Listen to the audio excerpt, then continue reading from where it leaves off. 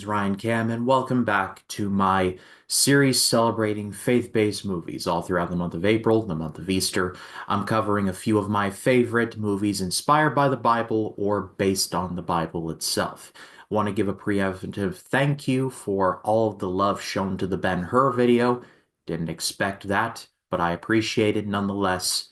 You have my heart on that. Thank you very much. But we proceed now by taking a look at a Honest to the Man Upstairs movie based on the good book itself, The Story of Jesus, made in 1961, King of Kings.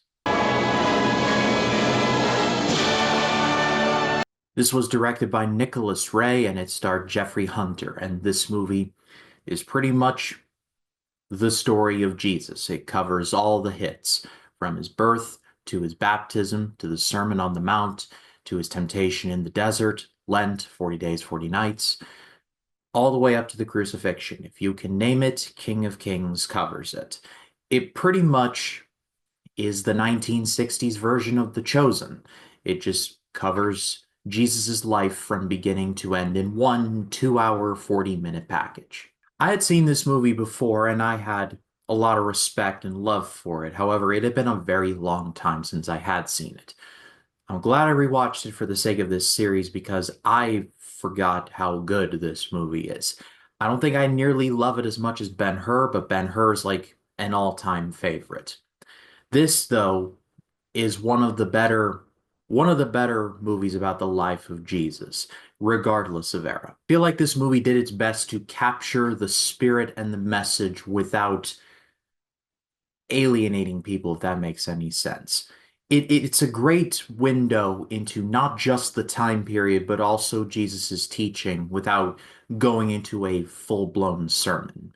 And I think it strikes a very good balance. The role of Jesus in the movie is played by Jeffrey Hunter, who a couple years before this had starred as Martin Pauly in one of the greatest westerns of all time, The Searchers. No, you don't, Ethan. Ethan, no, you don't! And would go on to star in the pilot episode of a little show called Star Trek. He was the original Captain Pike before Bruce Greenwood did it in 2009. And Jeffrey Hunter had some stiff competition going for this role. Among the names considered at the time were Alec Guinness, Peter Cushing, and Max von Sydow, which, just for context, Max von Sydow would later go on to play Jesus in The Greatest Story Ever Told. And I thought Hunter did a great job. I feel like he captured a lot of the reverence like the presence that Jesus provided.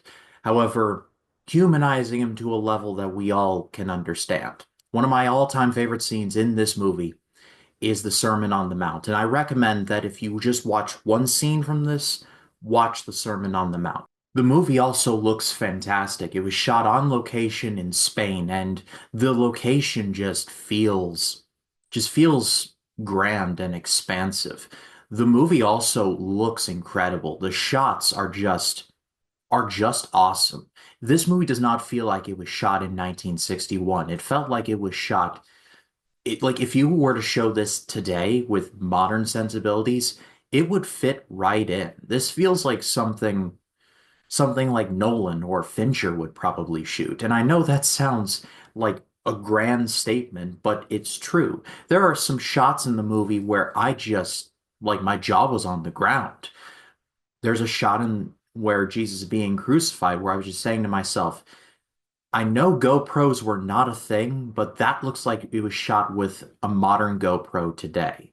It was crazy stuff. I'm also glad I rewatched King of Kings because I forgot how brutal this movie is. Because, yes, the crucifixion is a very brutal event, and there's no getting around that. And for 1961, they go pretty near the knuckle. There's a scene where Jesus is being scourged, but normally he's being scourged in the back. But here, he's scourged in the front. He's stretched out over a stone pillar, and he's whipped in the stomach and it's never shown, but I just see the pain in Jeffrey Hunter's face, and I'm just like, oh my, Rome, you needed help. There are also a few scenes in the beginning, like specifically when the Romans are taking out the firstborns because they're trying to find the so-called Son of God. And that scene is brutal. Joshua's beheading in the prison, while never shown, the build-up to it and the actual doing of the deed is still scary to this day. Like I said, for 1961, they got away with a lot without showing a lot. I'm sure there will be some who will be disappointed that it doesn't go more in depth on certain events, but then again, later years have shown that there is more than enough material to do in-depth movies on certain events in Jesus's life. There's a movie I want to see where Ewan McGregor plays Jesus, and it's just about Jesus in the desert during Lent, the 40 days and 40 nights. And the title is escaping me at the moment. Me in the future put up the poster here. Then there is also Passion of the Christ. We all know what that is. So, in the time and place, King of Kings did a great job condensing the Jesus story into a package that everyone could understand. I'm going to give it an amazing grade. This movie has aged tremendously well in a lot of places. It's underrated, not just in terms of faith-based films, but just films from this era in general. It's lovely to look at. It's well acted. The pacing, despite it being near to just north, like north of 2 hours, well north, and just south of 3 hours, there is an honor act, an intermission, and a closing act, but you can breeze through those. The movie does move at a pretty good pace.